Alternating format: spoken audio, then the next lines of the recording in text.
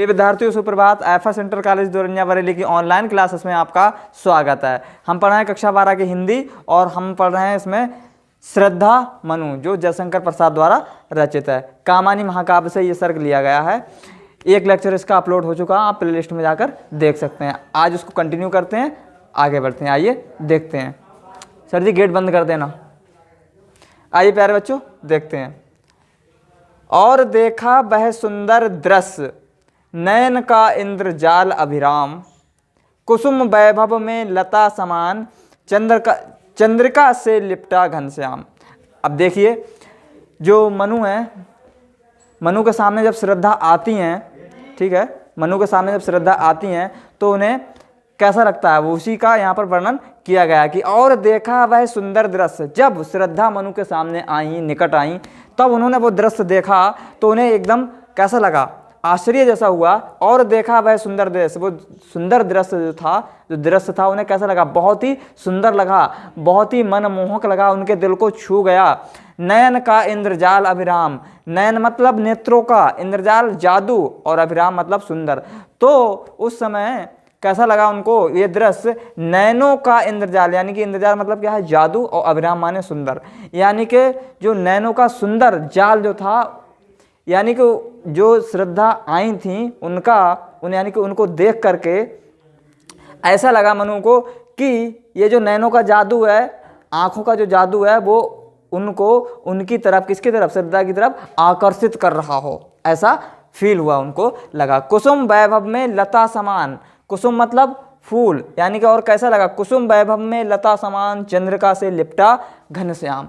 कैसा लगा कि कुसुम वैभव में लता समान, यानी कि कुसुम मतलब फूलों की, और ऐसा लगा कि जो श्रद्धा थी वो कुसुम वैभव में, यानी कि फूलों के वैभव में लता के समान थी, यानी कि जो फूलों की लताएं होती हैं उनमें लिपटी हुई सी प्रतीत हो रही थी। और किस प्रकार से, चंद्रिका से लिपटा घनश्याम, चंद्रिका मतलब चांदनी से लिपटा हुआ, घनश्याम मतलब जैसे कोई बादल का टुकड़ा चंद्रिका से यानी कि चांदनी से लिपटा हुआ हो, ऐसी प्रतीत हो रही थी। कौन, श्रद्धा, मनु को ऐसी प्रतीत हो रही थी। आगे देखते हैं।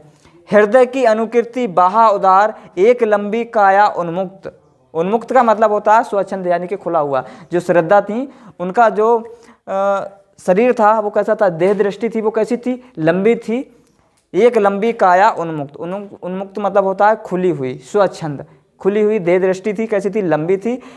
हृदय की अनुकीर्ति बहा उदार, और ऐसा लग रहा था उनका जो हृदय है, बहा हृदय है, यानी विस्तृत हृदय कह सकते हैं, विस्तृत हृदय और उदार तरीके से जो उनका शरीर था एक लंबी काया के समान दिखाई दे रहा था। मधुपवन किरीड़ित ज्यों शिशु साल, सुशोभित हो सौरभ संयुक्त। आगे क्या कह रहे हैं जयशंकर प्रसाद जी कि मधुपवन का मतलब होता है बसंती हवा, बसंती हवा, हवा हूँ बसंती हवा हूँ, सुनो बात मेरी पता नहीं कहाँ हूँ, हवा हूँ, आगे डॉट डॉट डॉट डॉट।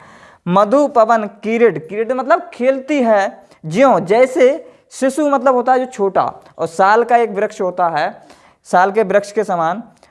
सुशोभित यानी कि सुशोभित, वहाँ पर सुशोभित हो रहा था, अच्छा लग रहा था। सौरभ मतलब सुगंध के साथ संयुक्त होकर, तो यानी कि इन दो लाइनों का अर्थ ये है कि मधुपवन यानी कि जो ऐसा लग रहा था, जो श्रद्धा का जो शरीर था, लंबा शरीर था, वो ऐसा लग रहा था कि उसके साथ में मधुपवन यानी कि बसंती हवा अटखेलियाँ खेलते हुए, उनके शरीर को के साथ में अटखेलियाँ खेलते हुए, छोटे शिशु मतलब यानी कि छोटे, जैसे छोटा साल का वृक्ष होता है उससे अटखेलियाँ खेलते हुए, और सुशोभित सौरभ यानी कि सुगंधित वायु के साथ में, सुगंधित पवन के साथ में वो साल का जो वृक्ष था सुशोभित हो रहा था। ऐसी श्रद्धा वहाँ पर प्रतीत हो रही थी। यानी फिर से कह सकते हैं कि मधुपवन यानी कि बसंती हवा के साथ सुगंध पवन, यानी बसंती जो हवा थी वो सुगंध पवन के साथ, सुगंधित बसंती हवा के साथ में जो श्रद्धा थी, उनका जो शरीर था, लंबी देह जो थी, वो ऐसा लग रहा था कि जो बसंती हवा है वो उनके शरीर के साथ अटखेलियाँ खेल रही हो, और उसी के समान जो छोटा साल का वृक्ष था वैसे ही सुशोभित हो रहा हो, ऐसा इसको कह सकते हैं। तो प्यारे बच्चों, ये यहाँ से यहाँ तक इसकी व्याख्या होगी। बहुत ही इंपॉर्टेंट व्याख्या है ये और बहुत ही इंपॉर्टेंट पैराग्राफ है ये आपके एग्जाम की दृष्टि से। तो आप इसको जरूर देख लीजिएगा, एक बार नहीं, 2 बार नहीं, कम से कम 3 बार देखिएगा इसको। बहुत ही इंपॉर्टेंट है आपकी परीक्षा की दृष्टि से और मैं ऐसी पूरी उम्मीद करता हूँ कि यहाँ से जरूर आएगा, 100% आएगा। तो ये पैराग्राफ हो गया। इसके आगे देखते हैं। आइए प्रिय विद्यार्थियों, अब देखते हैं उससे आगे क्या लिखा हुआ है। मृषण गंधार देश के नील, रोम वाले मेषों के चर्म, ढक रहे थे उसका बपुकांत, बन रहा था वह कोमल बर्म। आइए देखते हैं प्रिय विद्यार्थियों, इसमें क्या कहा गया था। मृषण, मृषण मतलब होता है कोमल, कोमल। गंधार देश यानी कि गंधार देश के, मृषण मतलब कोमल। नील रोम वाले मेषों के चर्म, मेषों मतलब क्या होती है, भेड़। चर्म मतलब उनकी खाल, यानी कि जो श्रद्धा थी, श्रद्धा ने क्या कर रखा था कि गांधार देश में जो उच्च किस्म की भेड़ें पाई जाती हैं उनकी खाल के मुलायम कोमल वस्त्र धारण कर रखे थे। मृषण मतलब कोमल। गांधार देश के नीले रोम वाले मेषों के चर्म से, यानी कि जो भेड़ों की खाल से जो वस्त्र बने हुए थे वो धारण कर रखे थे। ढक रहे थे उसका बपुकांत, ये जो वस्त्र थे जो श्रद्धा ने धारण कर रखे थे, कांत माने सुंदर और बपु माने उसके शरीर को, यानी ढक रहे थे उसके सुंदर शरीर को, वो वस्त्र क्या कर रहे थे, ढक रहे थे। बन रहा था वह कोमल बर्म, बर्म मतलब होता है कवच, कवच कह सकते हैं, सुरक्षा कवच, कवच था। यानी कि बन रहा था वह कोमल बर्म, यानी कि श्रद्धा ने ना केवल वो वस्त्र धारण कर रखे थे, बल्कि जो वो वस्त्र थे उसके ऊपर किसका काम कर रहे थे, उसके शरीर पर एक कवच का कार्य कर रहे थे। जो वस्त्र थे वो एक प्रकार से उसके शरीर पर कवच का कार्य कर रहे थे, कवच नहीं कवच, सुरक्षा जो कवच होता है उसका कार्य कर रहे थे। तो ये यहाँ से यहाँ तक हो गया, ये भी इंपॉर्टेंट है, लेकिन उससे कहीं ज़्यादा इंपॉर्टेंट है प्यारे बच्चों, ये मैंने लिख दिया है, वेरी इंपॉर्टेंट। यहाँ से अब देखते हैं। नील परिधान बीच सुकुमार, खुल रहा मृदुल अध खुला अंग, खिला हो ज्यों बिजली का फूल, मेघ बन बीच गुलाबी रंग। देखिए इसमें क्या कहा गया है कि नील परिधान मतलब नीले, परिधान मतलब वस्त्र या ड्रेस, जो श्रद्धा ने नीले वस्त्र धारण कर रखे हैं।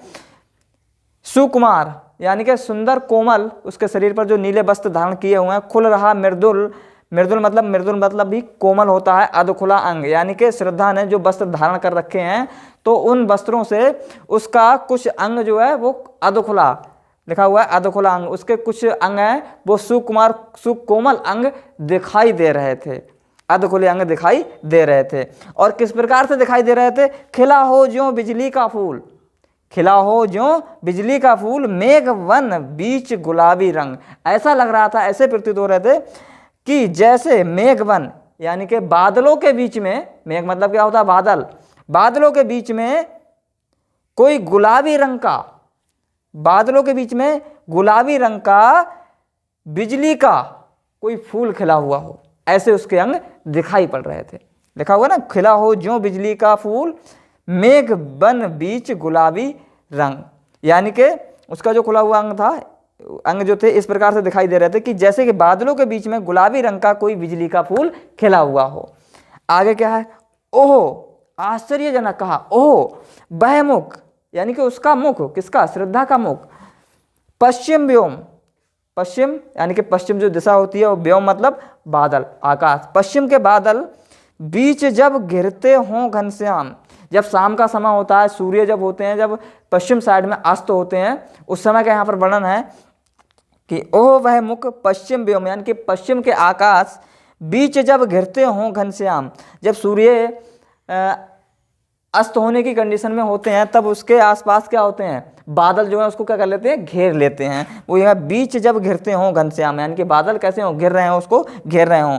और सूर्य फिर क्या करते हैं, अरुण रवि मंडल उनको भेद, अरुण मतलब अपनी लालिमा से यानी कि लालिमा से, रवि मतलब सूर्य, अपने जब आपने देखा होगा जब सूर्य अस्त होता है तो उस समय काफ़ी लाल लाल प्रकाश जैसा होता है, अब जब सूर्य निकलता है तब भी काफ़ी लाल लाल प्रकाश होता है। तो वहीं का वर्णन है यहाँ पर कि अरुण रवि मंडल उनको भेद दिखाई देता हो छवि धाम, कि अरुण मतलब अपनी लालिमा से रवि मतलब सूर्य, अपनी लालिमा से सूर्य जो है उनको भेद कर, उनको किनको, बादलों को भेद कर, उनको भेद कर दिखाई देता हो छविधाम, यानी कि सूर्य जो था उनको भेद कर, बादलों को भेद कर अपनी छविधाम यानी कि अपना रूप जो है उनको भेद कर दिखाई दे रहा हो, ऐसा प्रतीत हो रहा था। यानी कि फिर भी जो सूर्य था उन बादलों को भेद कर अपनी जो छवि है स्पष्ट रूप से दिखाई दे रहा था, ऐसा इसमें प्रतीत हो रहा है, ऐसा बताया गया है। तो प्यारे बच्चों ये यहाँ से यहाँ तक की व्याख्या होगी। बहुत ही इंपॉर्टेंट पैराग्राफ है ये